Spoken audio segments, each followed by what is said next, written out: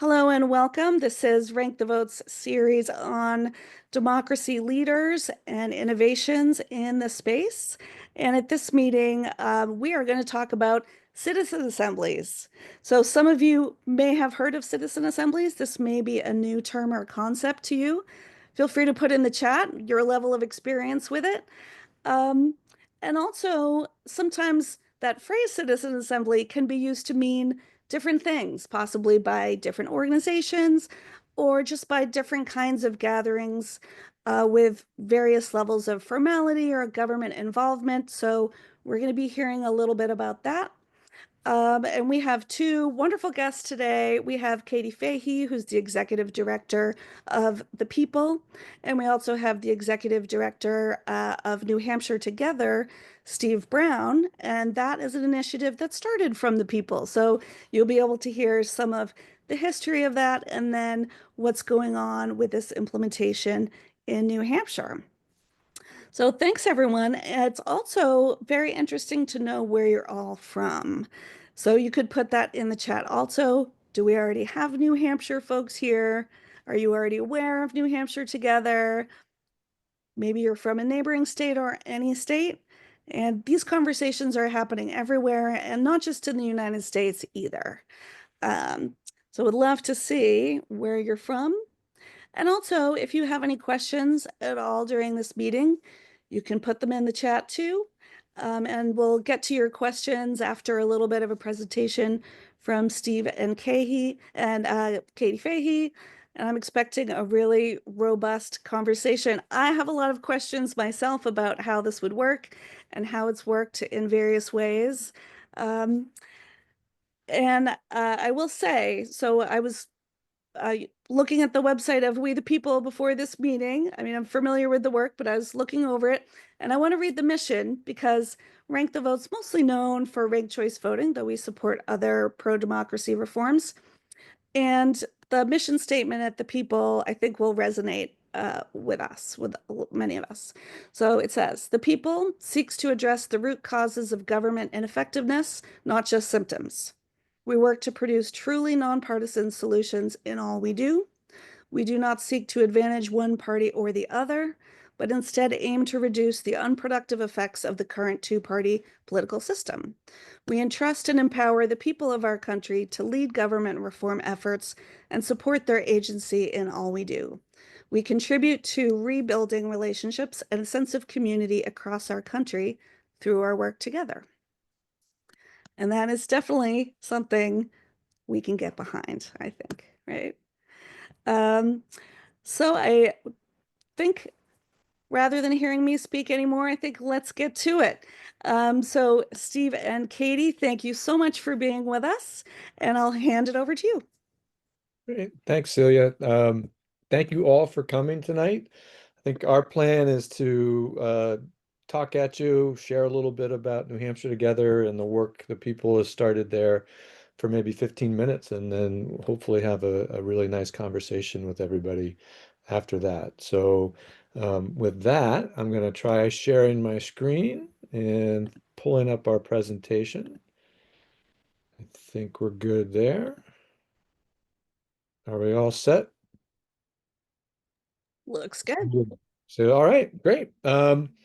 Yeah, so New Hampshire Together.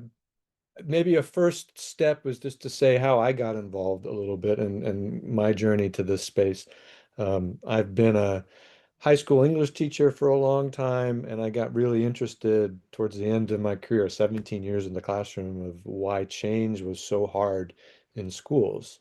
And that led me to go study organizational change and change in communities in graduate school. And that's where I got introduced into different ways of bringing people together to solve problems. And ever since then, so since about 2010, I've been following different ways of organizing people, of different ways that communities around the world are using to rethink democracy. And last year, as part of that, I became a facilitator of small and large groups, and am a facilitator in New Hampshire Listens. It's a network of facilitators in our state. And that's where I was introduced to the People's Project and the Citizens Assembly they were trying to run. And I had the pleasure of facilitating some of the 21 listening sessions the people ran across the state to understand what are the issues that um, New Hampshire residents were really worried about and wanted to work on together. So I did not have a role in actually running the assembly. I had a previous commitment, but I was following the progress and was really grateful last January, just 4 months ago, to be hired on as the executive director, as the people decided that the first assembly was so successful that they wanted to turn this into an ongoing, sustainable organization in New Hampshire. So I'm going to talk a little bit about what I've learned in the 4 months that I've been working with the organization and where we're going to take it. And Katie's going to help us understand the work that they did last year and what came out of that. Katie, before we get going, is there anything you wanted to add? I think that was great. I'll tell more when I get to my presentation. All right, sounds great. All right, so let's see. Ah, there we go. Well, when you hit the button twice, it moves two slides. So here's our basically brand new mission. So as again, 4 months ago, I started up and it's like, what are we really trying to do here in New Hampshire? What differentiates New Hampshire Together from all the other wonderful organizations in the state that are working on civic health and democratic reform and those types of issues? So what we're trying to do is bring New Hampshire residents together through citizens assemblies to understand and build practical solutions to their shared concerns. Through this structured deliberative process, we help communities tap into their wisdom to make real progress on the issues that matter most to them. So that's kind of where we are centering our work. We have lots of wonderful partners and organizations that we can collaborate with in the state, but this is our unique gift, we hope, to the state.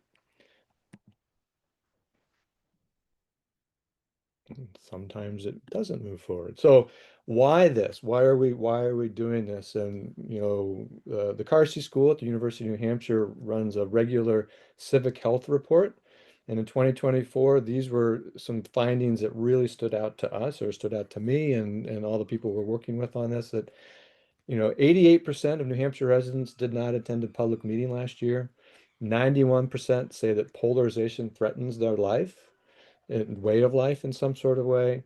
Trust in national government, not surprisingly, is very low, 17%. But what was surprising is that only 36% of the respondents said they trusted local government, which was down significantly from just 2021. And for me, this was really striking and really concerning that only 43% of New Hampshire residents feel that they matter to their communities. So we feel like these are all really challenging signs that there's something deeply amiss about our civic health, and we're hoping that what we can offer through citizens assemblies is to help shift that a little bit. Um, so there are signs of hope as well, right? As part of the work that the people did to prepare for the first citizens assembly, they learned that, you know, people in our state really do want to shift how government works. They're looking for something different. They want to see improved voter trust. They want to reduce partisanship. They want to get more responsive politicians and get rid of big money. They want to see these reforms. And I thought very encouragingly, 70% of 18 to 30-year-olds, so the younger people, are interested in participating with people who don't think like them to solve problems. They were willing to be engaged. And then 55% of all New Hampshire residents overall are ready to engage in that way. So people are looking for change, they're looking for something different, and lots of them are really willing to do the work. And so we think we can step into that space and provide some things for them to do. So and we think that citizens assemblies connect in a very intuitive way to our New England tradition of town meetings. Some of you might have heard of town meetings, many of you might not have. I certainly didn't. I grew up on the West Coast, and until I moved back here with my wife, I had no idea what a town meeting really was. But essentially, it's exactly what it sounds. Once a year, people in the small towns across New Hampshire get together. and decide issues, talk through and debate and decide on issues that are important to the town. And there's a process for bringing those issues to the town meeting. There's a process of how town meetings are run, but it's a very long-running, America's longest running experiment in direct democracy. And we think that citizens' assemblies, people will feel that this is a natural, uh, you know, amendment to that or addition to that. It fits into that tradition in really, really powerful ways.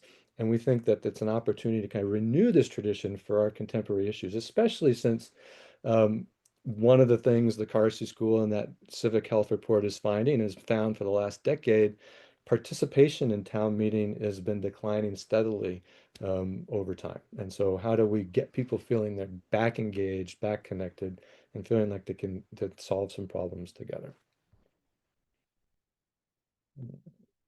So why citizens assemblies? Like I said, this is an evolution of the town meeting tradition. It's another form of deliberative direct democracy. Um, they create that space for dialogue across political differences that people are wanting to have and feel really excited and interested in participating in. They do reflect our core values in the live free to die state of independent thinking, the kind of the Yankee practicality of getting things done, and that idea of we can share leadership together, all things that connect to our heritage. They produce recommendations with a legitimacy that transcends partisanship and transcends the simplicity of the yes or no type of votes that you find in on ballots. Um, and they've been shown, both anecdotally and through some study, different types of research to reduce polarization and to increase participants' understanding of civic processes and civic engagement. Um, and perhaps, just as importantly, there are a lot of really messy, complex problems that don't have easy answers, and assemblies are really well suited to help communities make progress on those problems. So key features of an assembly, and I'm going to use an example. I was out in Fort Collins to observe an assembly that ran in April and May there, and they were convened by the city council. So the city council said, we want to hold a citizen assembly because we have a tract of land that we were required to purchase because of a ballot initiative from the citizens, and we're required to convert it into some sort of public use. But we don't know what to do with that. So they said, we can convene a citizens assembly to help us answer that question. What should we do with this land that we've got? Um, they hired an organization to come in and facilitate the process. That organization went through the traditional lottery process of selecting delegates. So they invited the many residents across the city to participate. The ones who raised their hand and said yes, they then used a lottery to choose a representative set of delegates to reflect the diversity of the community. They brought them in over 2 weekends, 4 days of conversations and deliberation. The first 3 days really were about helping people understand um, the issue and understand the different possibilities, the different perspectives at play, hearing from experts in land use, experts in, what could you actually reclaim this land and turn it into wilderness, because that was one of the ideas. And this was land that had been used in very hard ways, and it would have needed a lot of remediation. So they learned from experts, they learned from different stakeholders to get a broad perspective of what is possible and what are some of the different uses that people were hoping for the area. And then there was a structured opportunity for exploration, deliberation, thinking through the different possibilities, and coming up to some sort of set of recommendations. And um, that group, I think, ended up with 10 recommendations, all of which received supermajority votes, so 75% or more. That was the standard they set for that assembly, that they then sent back to the city council for them to consider. And the city council, their commitment was to support the assembly and to respond formally within a month to the recommendations of the delegates. Um, and throughout the process, it was about transparency. That's the last key thing. When I was there, They had spaces in every meeting room, even the small breakout rooms, where people who weren't participating as delegates could come and watch if they wanted to. They had live streaming of all events. They live streamed the lottery selection of the delegates. So transparency throughout the entire process was key to that and key to all successful assemblies. So um, those are, that's how assemblies generally work, kind of the key elements to that. And really, they're generally used not to replace representative democracy, but to really complement that, right? Because it allows for elected leaders, civic leaders, citizens themselves to hear diverse voices outside of those who usually speak up. I know when I go to my town meetings, it's usually the same cast of characters who are there, and this ensures that more people are involved and more people are participating and more perspectives are considered. It gives you time to explore and appreciate the nuance and complexity of the issue. Um, One of the things that stood out to me was the fact that there were several different stakeholder groups. There was bike advocates who wanted the land use to be used in Fort Collins for a bike park. There were indigenous groups who wanted it to be used for an indigenous cultural center and meeting area. There were folks who wanted it to be used for wildlife, a wildlife hospital. And there are all these different groups.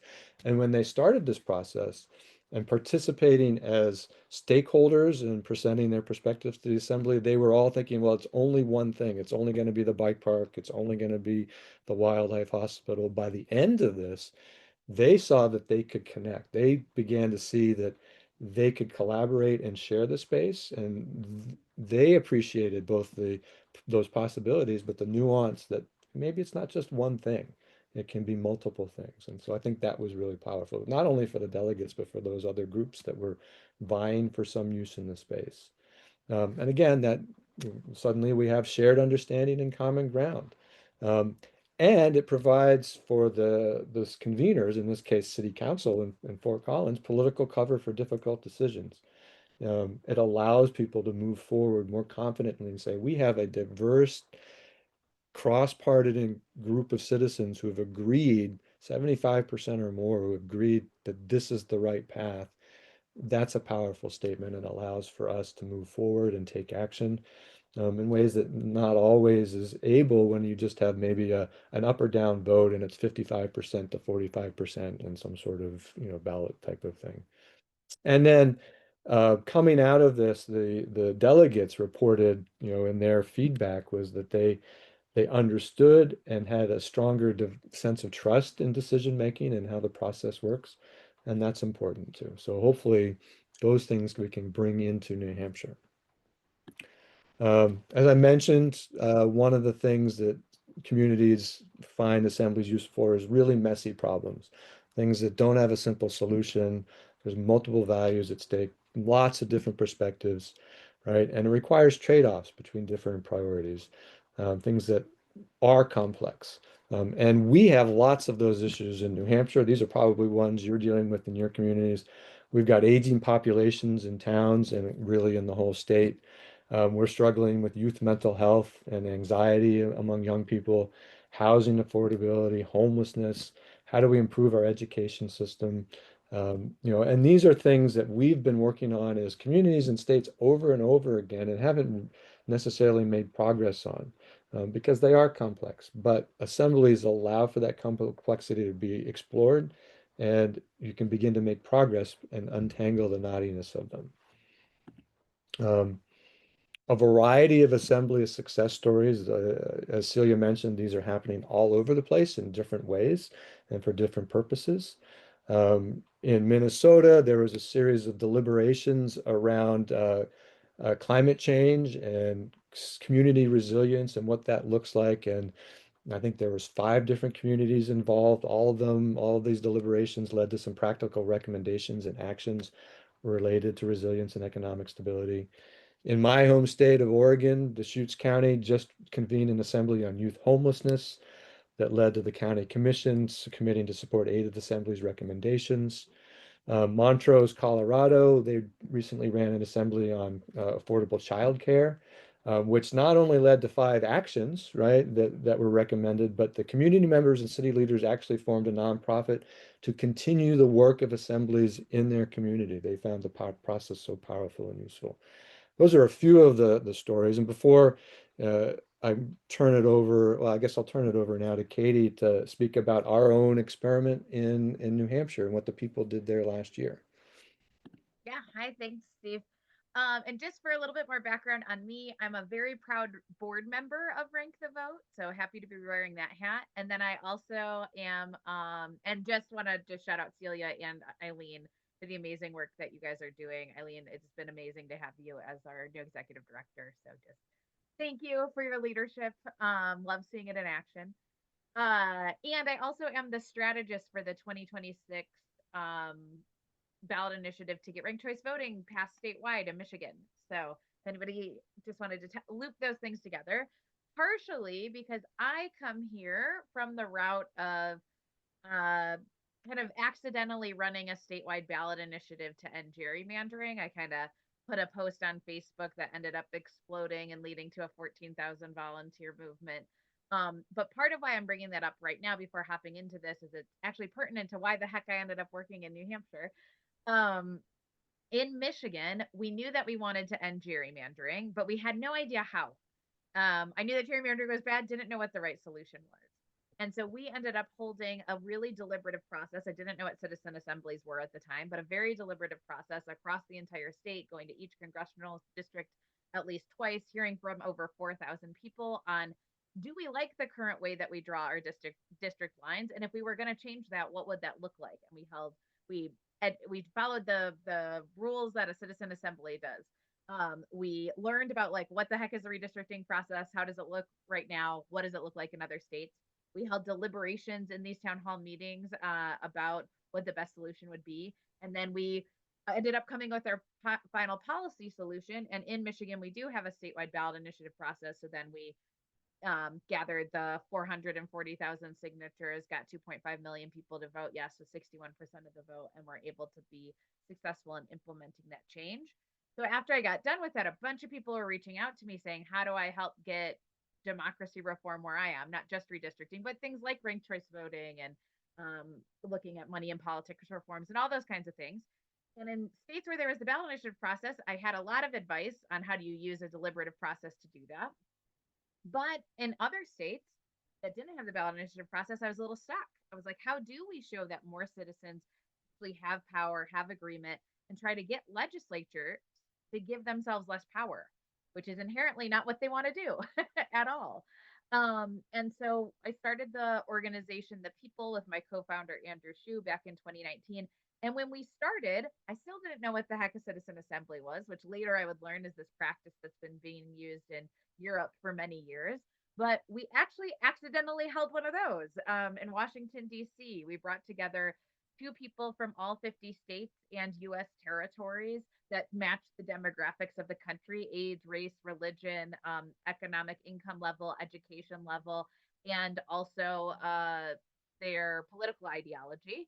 Um, and we brought them all into one room and we said, should America get divorced? Are we so broken and polarized that we shouldn't actually continue trying to work together?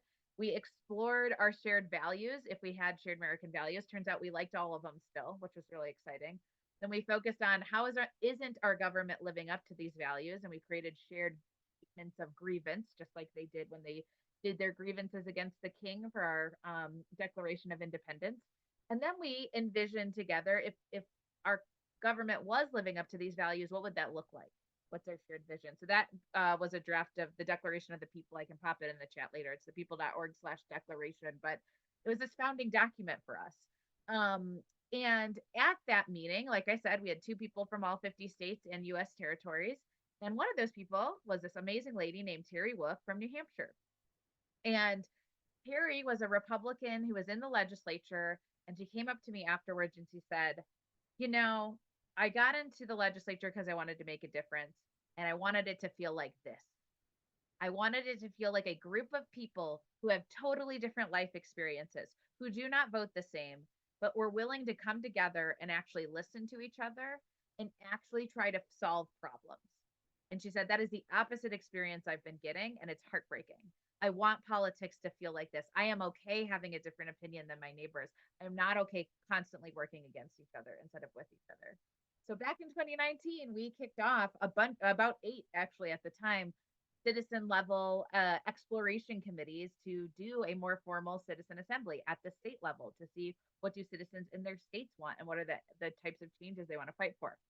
This thing happened in 2020 that I'm sure some of you are aware of, called COVID, unfortunately. So it killed a lot of the momentum that we had been gathering, but we still stayed in New Hampshire. And because of our volunteers, even though we had like very little funding, we actually were able to hold a online citizen assembly. And we got our first piece of legislation introduced on campaign finance reform in 2021, which is pretty exciting. But it was a lot smaller than we wanted. And so we didn't give up on that dream, and we were finally able to actually get our bigger idea for an in-person, able to pay the citizens for participating. A little bit more of the bells and whistles, although not all the ones we would have loved to have in 2024, which is super exciting. So now I'll talk about that. Sorry, I just wanted to like finish connecting those dots. But people were pretty skeptical. A lot of folks said a couple things. I think a couple of note to particularly this audience. One was, I desperately want to solve these problems, but I do not want to be in another meeting just to be in another meeting. I want this to lead to something. I want this to be took really seriously. And the other one was, I don't know if there's anything we agree on. I'm very skeptical that I can sit down with my neighbors and this is going to be a good time. So I don't want you to lock me in, a room together for 3 days straight. But we convinced enough people to come with us. So throughout the whole process, we were getting a lot of good feedback on people being excited and finally feeling like this is something different. We held 21 listening sessions across the state. We wanted to go to each county. And we wanted to make sure that we were working with different audiences to really try and reach the different demographics of New Hampshire. And we actually, surprisingly enough, started just completely open with whatever topic they might want to talk about. But as we started talking about lots of things like housing and drugs and mental health and the education system, when we started having folks talk about why they felt like these issues that were clearly so important to so many of them weren't being addressed, it all came back to government. And it came back to our government is not working and not prioritizing the things that we want solved. And that fell into kind of 3 main categories, which I think we'll show a video that'll talk about. But folks who were really wanting to talk about government, which is huge topic, was around 3 main topics. It was one, like not trusting election results anymore and the election process.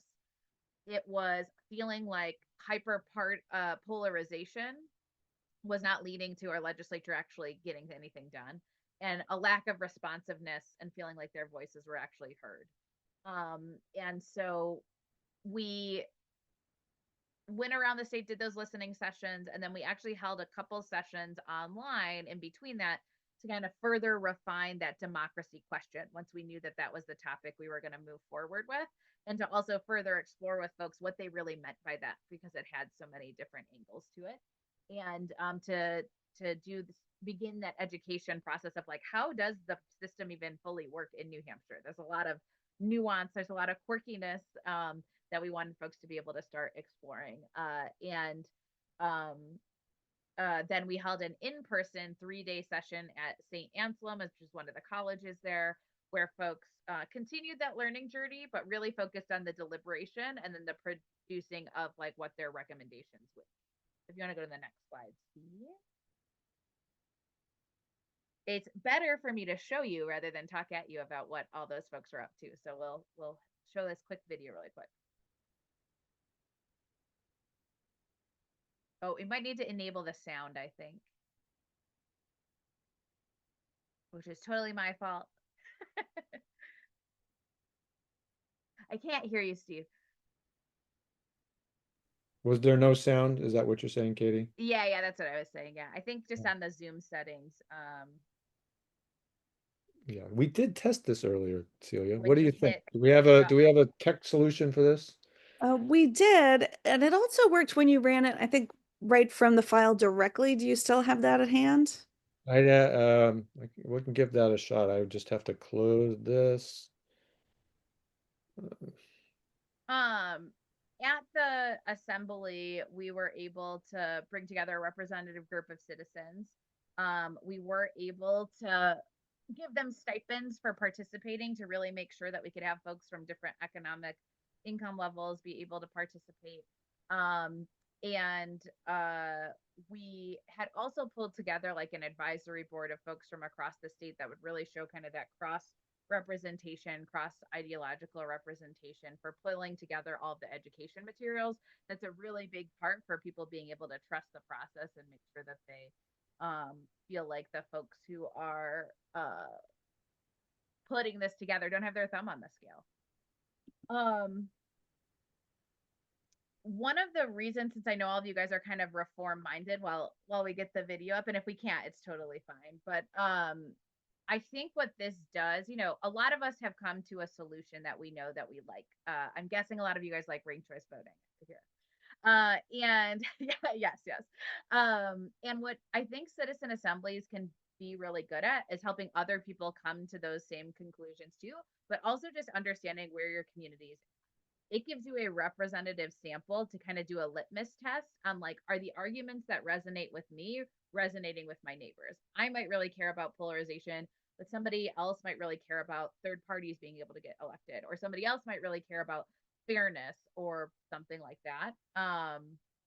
And the other thing that Steve, I know, talked about was kind of increased trust and allowing both citizens to have increased trust. But also, a lot of politicians feel like right now in this political environment, it is not set up to have productive conversations. Like in Michigan, we're seeing a bunch of them not even hold town halls because they just assume they're going to get yelled at. And this process can actually rebuild that trust to show like your constituents are very thoughtful and they really want to solve problems with you. And then same with citizens seeing that from their legislators and from each other. And the other thing is it's automatically cross partisan because you've curated that room to be representative of the state, both from an ideological standpoint as well as, again, all of those demographics. And then I think the other part is that this often feels like one of the most important things people have done. Many of us never get to touch the political process, let alone have our thumb on this, not thumb on the scale is not the right terminology, but let alone be in the decision making rooms with recommendations like these being brought forth. They take it really seriously. I think a lot of us citizens do. There's studies that show citizens take these kinds of decisions much more seriously than politicians do, who've gotten kind of jaded after being in office. And so I think it can shift those narratives, that the stories we sometimes tell ourselves about what is possible and also how much of an impact we personally. So it seems like the video might be ready. So Steve, I'll let you go. I don't know if you can make it full screen or not. We're going to give it a shot. Let's see. All right, perfect.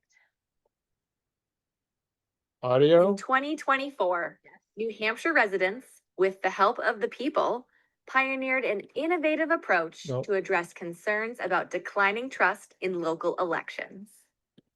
Like many places across America, New Hampshire faced challenges with election confidence, political polarization, and representation. To tackle these issues, over 200 residents from all backgrounds raised their voices in county-wide listening sessions. From this diverse pool, 50 delegates were carefully selected to mirror the demographics and political makeup of New Hampshire. It was called the Citizens Assembly. These delegates met over 3 days to craft proposals for the 2025 legislative session. Politics at the national level feel really disheartening and feel really stuck. When you bring average citizens together, you can actually break through the noise, break through the kind of culture wars, break through the vitriol, and actually focus on what matters to people. First, they got to know each other as neighbors and practiced the skills necessary for problem solving together. Then, they deliberated these political issues in depth, sharing their often opposing perspectives. Everybody knew coming in here that we would hear each other out. We wouldn't be dismissive, and that this was, most importantly, a safe environment to express your point of view without feeling worried for your job, for your life, for your safety. By the end of the weekend, 10 possible proposals were explored, and 4 of those solutions received the support of 75% or more of the assembly. The weekend may be over, but the effort to reshape New Hampshire's political landscape continues. Delegates and volunteers are now collaborating closely with legislators to craft and champion policies that fulfill their recommendations. The Citizens Assembly marks the beginning of a new era in democracy, one in which the people of every town and every state work cooperatively together for the common good. We are going to have a domino effect, I think, with this. I think other states are going to say, wow, did you see what they did in New Hampshire? We can do that too. We can get citizens together who aren't like-minded, who think differently, and we can come up with common ground. It's really not that hard. It really can be done. I promise you, I just witnessed it.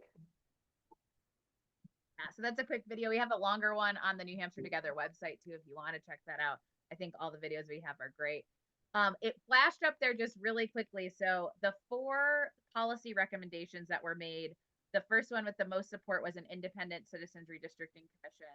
The second was improving voter awareness, increasing public understanding of the current New Hampshire election. So actually creating a citizens group of a representative citizen group to work with the Secretary of State's office to help make recommendations on how to actually help people understand that the elections were worthy of trust. One of my favorite stories is a lot of people came in feeling really skeptical that our elections were worthy of trust, and then they learned how our elections work. They got to even like test breaking the voting machine, like trying to commit fraud essentially. And by the end of it, everybody was like, actually, the problem isn't the system. We want to focus on just making sure more people understand that it is a good system. And so we had a lot of ideas on how to communicate better to different generations on that.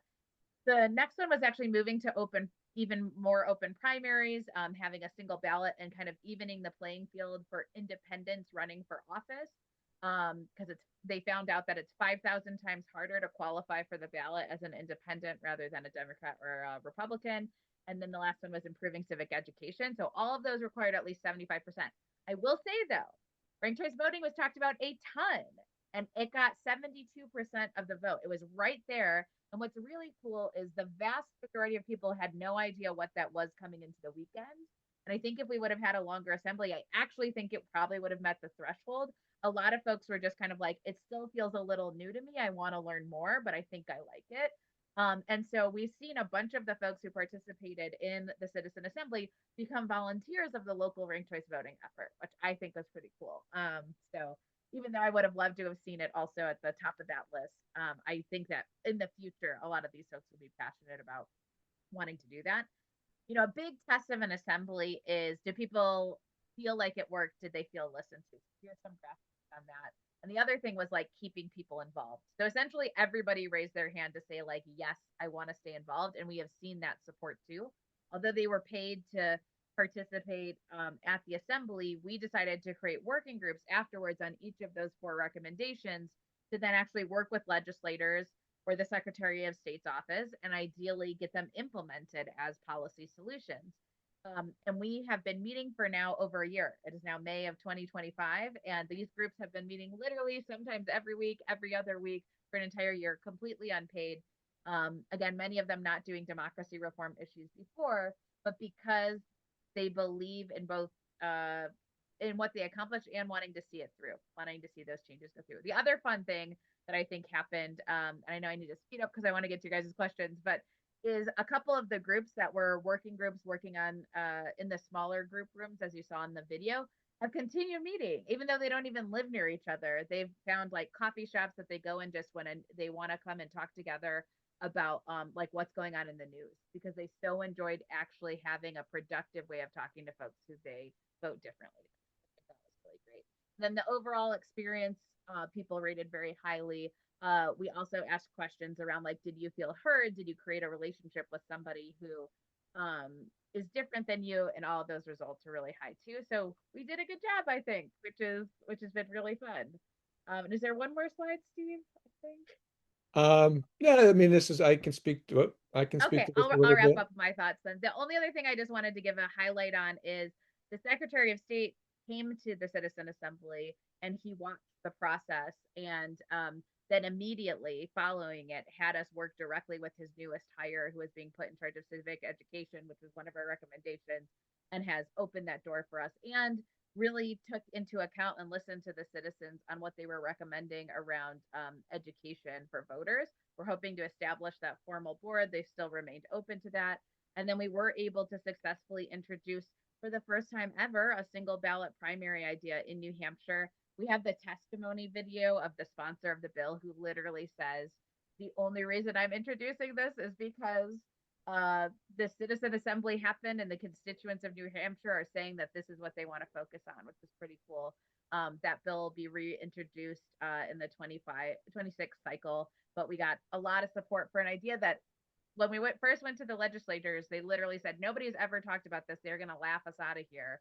Yet it ended up having a huge amount of support. So it's been very exciting to see that even in a non-ballot initiative state, we are getting traction on these pretty big, pretty paradigm shifting democracy reform.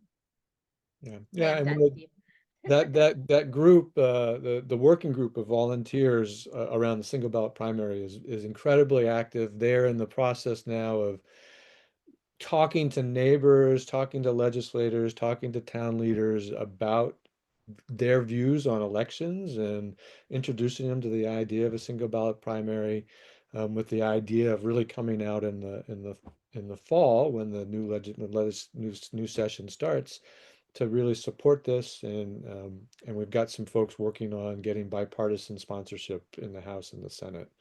So lots of positive momentum in that. And again, I came in January, and it was amazing to see the energy of these folks who had, again, they're volunteers. This is not they're meeting on Wednesday nights and doing this on their own time, but the momentum has kept going, and their commitment is really impressive. So exciting to be working with them. Um, I think this is probably just a recap slide, but our process, is let's define the question. And Katie talked a lot about how we use the listening sessions to really understand what are the key concerns. How do we get some commitments? I think, the hope was, and Katie, tell me if I was wrong, the hope was that, if we had had enough time, we would have had some legislators already bought into the process of supporting the recommendations, but time was a constraint that we weren't getting that. Next time around, we want to have those commitments up front, so that there are some folks who are in leadership positions who can help us move things forward. Yeah, we had basically a lot of leaders in the Senate and the House were all very interested, but they had never heard of a citizen assembly. So they were like, I'm not writing you a blank check. Like, I don't know what this is. I got to come see it for myself. But what's amazing is they did show up and they did follow it. We've heard a lot of positive things since. So. Yeah, yeah. So I think now the challenge is, and again, I think what we're serving both citizens and the leaders, right? The leaders, as Katie said, are caught in kind of a declining trust cycle as well, and fear, and because the traditional public meeting is not a space for them to have a positive experience. So how do we shift that dynamic? How do we help them do their job better? And how do we help citizens feel more positive and more involved, and want to be engaged? Um, so that whole process that Katie described, so the selection of participants to make sure represents the diversity of the state or the community, expert presentations, balanced materials, facilitating small and large group discussions so people can really hear all the different perspectives, and then coming to some recommendations, and then helping move these things forward so that whatever the recommendations are, they do get some sort of action. So that's our overall process. Um, it's kind of our theory of change is, if we can do this, if we can show that assemblies help communities, we can start to restore some of those challenges that I talked about at the beginning. Civic trust, people wanting to be engaged, feeling that they're connected to the community, and interest in democratic renewal and innovation. And again, lots of really positive stuff, both from the assembly, delegates who are still working on this, but also some of the things we learned from the listening sessions about how people do want to be engaged. They're just looking for ways that they can feel like it would be meaningful and safe for them to do so. We're hoping that by showing assemblies work, we can build some momentum around that. Where we're going, over the next decade, this is our big vision, is that across the state, from towns to cities to the state house, people of all backgrounds and perspectives will engage across their differences to solve hard problems and create the conditions for residents and communities to flourish. That's our goal. It doesn't necessarily have to just always be citizens assemblies, but we want to see this shift in the culture to to take those curves that are going in the wrong way in terms of engagement and trust and move them in the right direction. And so we're also hoping to participate in different ways with all the other organizations working on civic health in the state and figuring out how we can be good partners in that. Our next steps is, we're talking with a couple small towns who have specific problems. One is very interested in assembly. The school district we're talking with was interested in working on youth mental health. And so we're talking with running assembly for a school district. We're talking with another community that has a plot of land that they're trying to figure out how they could use it for affordable housing. And there's lots of different perspectives on that, as it happens to be also a kind of a vacation summer home. So there are dynamics between locals and the vacationers and all sorts of stuff that needs to be worked out. So they think an assembly might help there. And then we're starting to work on and building momentum and interest at the state level in another statewide assembly that we're hoping to run either right before or right after the next election, so that people are engaged and really can connect in and feel excited about solving a problem together with their legislators. If you're interested and want to know more, and we can share this deck and with you all so you can get all this, but that's my email. There's our website to check out things. And really, I'm at the end. I think I'm going to hold this up for a second so people can get that information. But I would love to answer questions. Katie probably can answer many more of them than I can, but I'll do my best as well. So. Great. Well, thank you both so much to take in here. And on a personal note, I'm in Massachusetts and we have town meeting. Just had it a couple of weeks ago. If we get 5% of the town coming, that's very good. So that tells you something. And there's always kind of frustration because it is direct democracy, but it's a vote at the end of the process, and people are always having questions about how they got there. So this certainly is a way to involve people before you just get to a decision point, right, and to feed in. So very interesting. We have a couple of questions asking how this would work in a large state. New Hampshire is one of our least populous states. How would it work, for example, in Texas or another very populous state? Happy to go, or Steve, if you want to, it doesn't matter. Well, I was thinking Colorado isn't quite Texas, but aren't you working on a possible, there's a interest in a statewide assembly in Colorado, and maybe you could speak a little bit how you're thinking about that. Yeah, it's all just about scale. I mean, really, if you think about it, like, I mean, the United States is bigger than any state, and that's kind of how we kicked off our organization, right? But in Michigan, we thought about, it's all about, you have to basically break down, like, what are the demographics that are important to you, and like what feels like the right critical number of people to have involved for it to have legitimacy. And statisticians have, numbers that can equate to like what would be a representative sample, and they aren't that high. So you just make sure that you're matching the demographics and that you're able to travel around the state in a way that is that is representative in that way.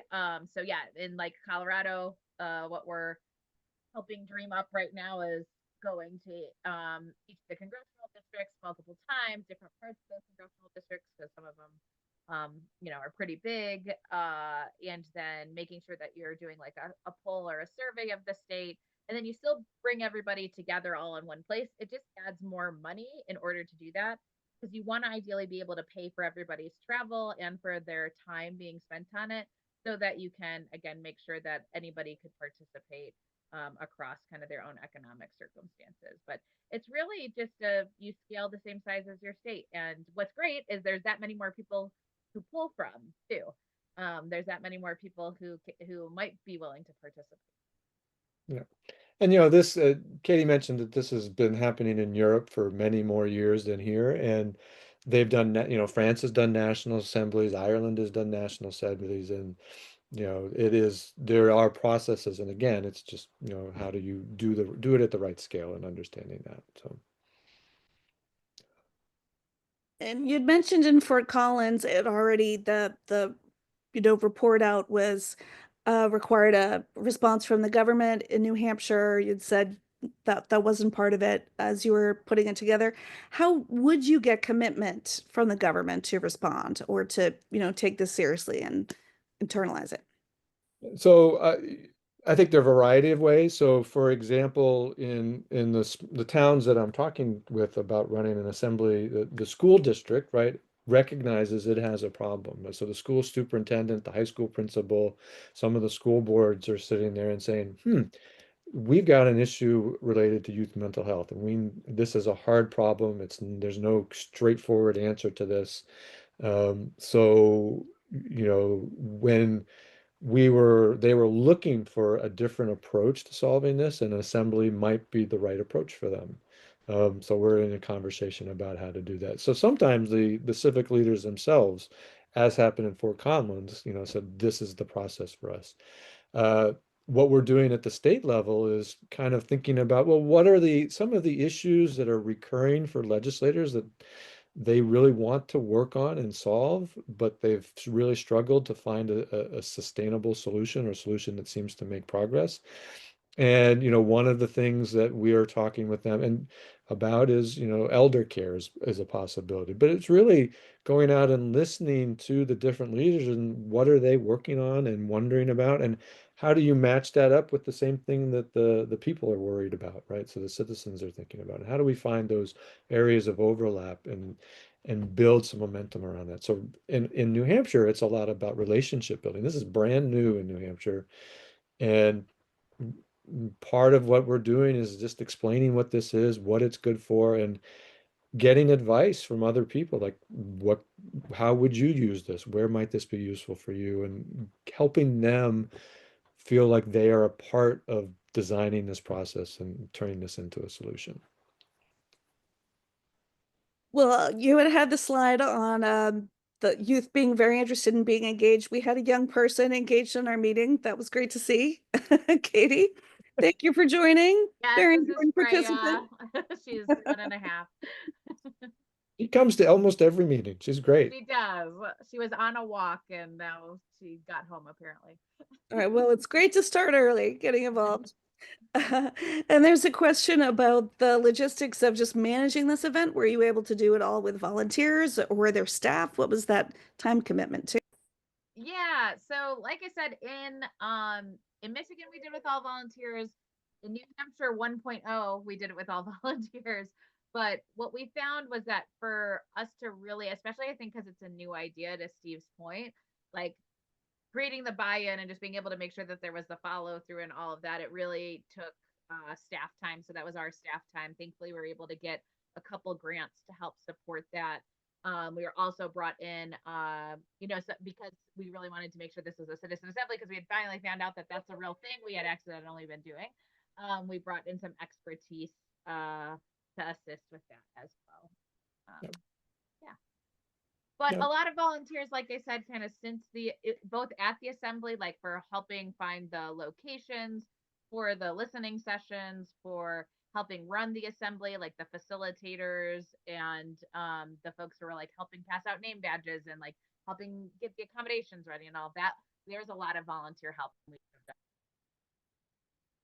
for sure.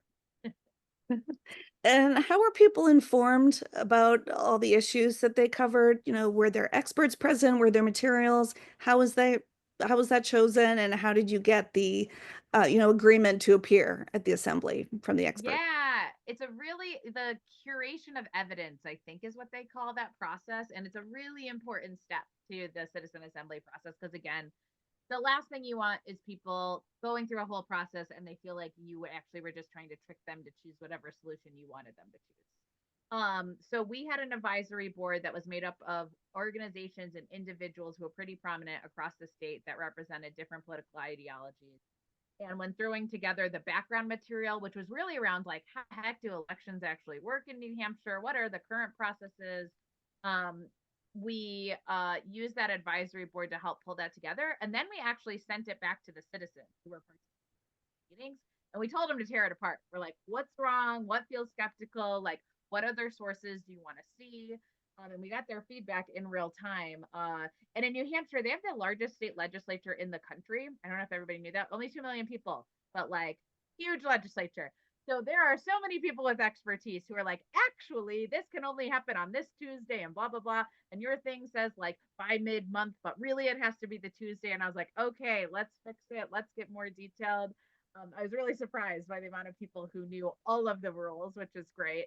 And the other thing is for the actual solutions that were discussed, anything like we didn't have any background materials on civic education, yet that one came up as one of the top recommendations because people recognize that. But at those town halls and at those meetings leading up to it, we also asked people about these kinds of solutions, and we did a poll as well, kind of trying to understand what types of solutions at least were people interested, so we could provide background material on those so that they could at least start to understand, like many people, as you guys know, haven't ever even heard of ranked choice voting, so that people could at least understand what that was coming into it. But all of it was neutral. It wasn't advocating one way or the other. It tried to bring up and a lot of the materials are still on the New Hampshire Together.us website too, under resources, if you want to go look at them.